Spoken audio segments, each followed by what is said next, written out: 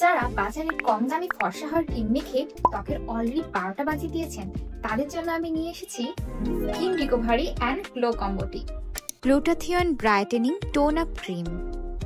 Glutathione tone up cream যা ত্বকের দাগ, ছোপ, পিগমেন্টেশন এবং নিস্তেজ ভাব কমাতে খুবই কার্যকরী। এটি স্কিনকে করে মসৃণ এবং ন্যাচারালি উজ্জ্বল।